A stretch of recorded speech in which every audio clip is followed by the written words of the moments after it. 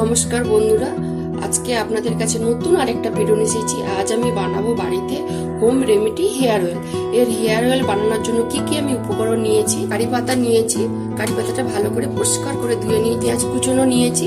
যে পেঁয়াজটার গায়ের রং খুব বেগুনি হয় ডিপ, সেই পেঁয়াজটা আপনারা নেবার চেষ্টা করবেন।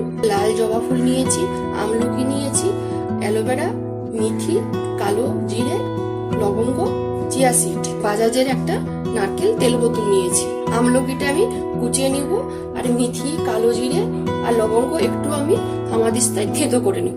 কালো জিরে, মিথে আর আমলকি একটু থেতো করে নিয়েছি। কড়ার মধ্যে নারকেল তেল পরিমাণ মতো দিয়ে, তেলটা গরম হয়ে গেছে। প্রথমে কিন্তু আমি পেঁয়াজ কুচনোটাই দিয়ে দেবো, আর এর মধ্যে আমি অল্প করে সরষের তেল দিয়ে দেবো। পেঁয়াজটা অনেকটা লাল লাল করে ভাজা হয়ে গেছে। এবার আমি কারি পাতাগুলো সব দিয়ে দেবো, আর বাকি উপকরণগুলো সব একটা একটা আমি দিয়ে দিলাম। আমলকি কুচনো, অ্যালোভেরা কুচনো, চিয়া সিড, লবঙ্গ, মেথি আর কালো জিরে, সব উপকরণ হালকা আঁচে কিন্তু ভেজে নিতে হবে। লাস্টে আমি লাল জবা ফুল আর কালো সরষা দিব। কালো সরষাটা আপনাদেরকে দেখাতে ভুলে গেছি। সব উপকরণগুলো লাল লাল করে ভাজা হয়ে গেছে। এর মধ্যে কালো সরষা, লাল জবা ফুল দিয়ে দিলাম। তেলটা তৈরি হয়ে গেছে, হালকা ঠান্ডা করে ছেঁকে নেব। পরিষ্কার একটা আমি নেট নিয়েছি, এই নেটের মধ্যে আমি তেলটা ছেঁকে নেব।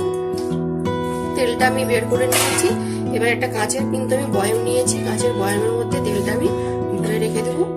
তেলটা কিন্তু ঠান্ডা করেই আপনারা কাঁচের বয়ামে পুরে রাখবেন। হেয়ার অয়েলটা কিন্তু আমি অনেকটাই তৈরি করে নিয়েছি, আর এই হেয়ার অয়েলটা কিন্তু স্মেলটা খুব সুন্দর হয়। আর এই তেলটা কিন্তু কাঁচের বয়ামেই রাখতে হবে। চুলে লাগানোর আগে হালকা রোদ্রুতে গরম করে মাথাতে লাগাতে হবে। এই তেলটা চুল ওঠা বন্ধ হয় আর চুল গজাতেও সাহায্য করে। যদি তেল বানার রেসিপিটা ভালো লেগে থাকে তাহলে অবশ্যই একবার বাড়িতে তৈরি করে মাথায় লাগান।